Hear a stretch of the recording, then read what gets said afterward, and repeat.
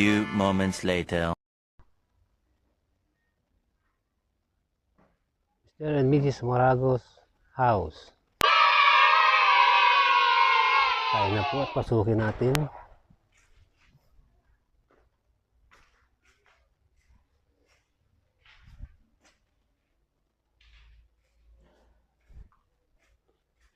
Ito po yung magiging fountain, mini fountain area ni Mr. Sumarago. Ito po yung kanilang main door entrance. Yan. Ito po yung kanilang sala. Ito po pwesto ng kanilang dining set. Dining area pala yan. Ito po yung kanilang first room, magiging master's bedroom nila. Wow, red na red. Yan. Okay. Sa bawat kwarto po, ang pwede lang pumasya is double. Double bed. Ito po, yan. Ang bawat kwarto dito may mga kasamang built-in cabinets. Kagaya po nito. Okay. Yan. Okay.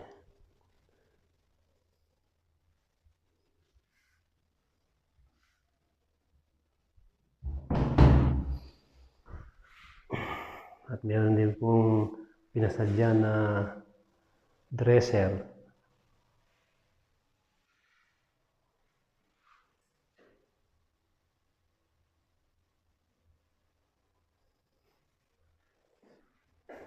Okay. Naman po tayo sa pangalawang kwarto. Yan. May gumagawa. Nagre-retouch ng mga dingding. Yan. Ito. Makikita niyo mas malaki ang built-in cabinet dito compared dun sa kabila. Hindi, okay lang po. Sige po. Nagpukan lang ako. Okay. Ito yung bintana niya. Pag ito nalinis, sigurado maganda na. Yung sunod, next schedule natin dyan, general cleaning. Itong walang power supply. Breaker. Okay, dito naman sa loob ng CR. Wala pa kasing ilaw kaya madilim eh. Yan. Naka-install na po yung kanilang toilet bowl. Yan. Wala pa nga lang yung lavatory. Kakabit pa lang po. Ayan. Then, gripo. And the shower. Lapad ah. Alam ko flying saucer. Okay. Okay. Magandaan sa tawag ito, sa banyo na to, ang kanyang tiles sagad hanggang doon sa kisame. Yan o. O, diba? Yan, exhaust fan. So, yan. Dito yung kanilang magiging dining area. Ang original na design talaga ng unit na to, dito nakalagay ang lutuan at lababo nila. So, request ng may-ari, sana ilabas lang daw para lumang-lumang naman yung area. So, ginawa nila, ang contractor dito nila ilipat. Ayan o. Diba? Mas maluwang, mas komportabling gamitin. Yan. Tapos, ito. Kung mahilig mag-bake yung may-ari, nilagyan niya ng mga, yan, lagay ng mga gagawin ng ingredients siguro, yung mga materials, gamit pang luto. Yan. O, diba? May mga cabinet din. Ilalim. O. So, yan. At yan, nandito sa baba. At na yan. Ayan, may bintana din dito. Kung iniisip ka, tumingin ka lang sa malayo. Naisip mo naman sa kaya makakautang na naman. O, diba? Ang ganda rin siya. Ito yung bintana ng isang kwarto. Okay, dito isa. Then, ito na yung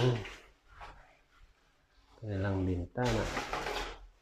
sliding window na may kasama screen. Ayan po.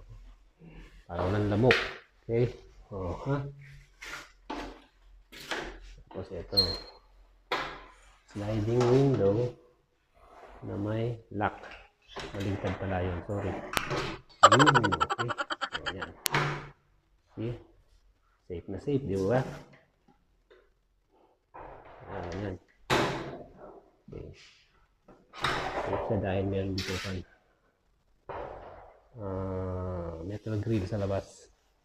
Hindi basta makapasok. Ganun din sa bila. Same lang siya. Dito naman, ito yung kanilang tangki ng tubig. Yan. Water pump, electric water pump. Yun. Yan ang magsusupply ng tubig sa buong kabahayan hanggang doon sa roof deck. Ito naman yung kanilang exit galing kusina. Papunta dito sa garage. Okay. Ayan. Yan siya. Diba? Yun. Nilock din po yan siya kaya hindi ka basta-basta mapapasok. So, ito naman yung kanilang garage area. Medyo magulo pa kasi nga may gumagawa pa. Yan. May roof na rin yan. Pero dating sa original model, wala po ito talaga. May request lang nung may-ari. O yan, ilaw. Yan, yung main gate. Yan. Yan sa kapitbahay. Okay, okay tayo sa taas. Spiral hagdan. Okay.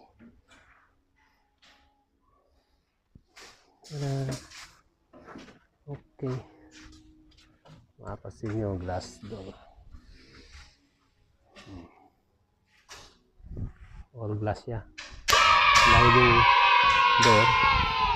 Saka glass wall. Yan. Ang taas. Okay. Ito naman yung space ng pinaka-balkonahin nila. Oh. Ayan. Dito ikakabit pa lang yung grill niyan kasi hindi pa tapos yung gumagawa eh. Ayan. Ito yung roof na naka-tile sila. Tiles yan. Ayan. Ongoing pa rin yung paggawa kasi kinakabit pa yung mga glass. Ito naman yung kanilang CR sa glass deck, sa roof deck. Ayan. Hindi mo na kailangan ng kung dito, may mirror na yun. Okay. Ayan. Para dito na. Ito yung magiging posisyon ng kanilang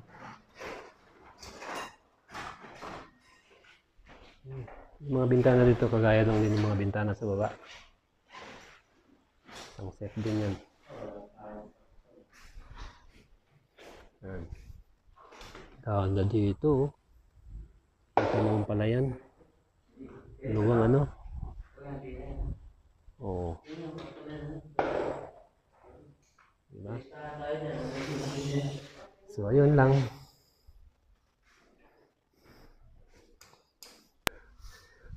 Huwag niyo muna ipopost para naman. Ayan, oh. Ayun yung mga kapitbahay nila.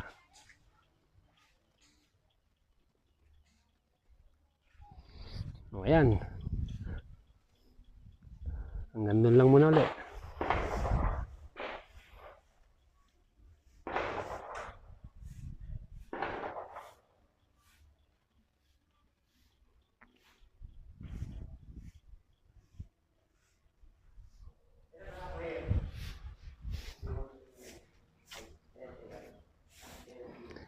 Babay na muna.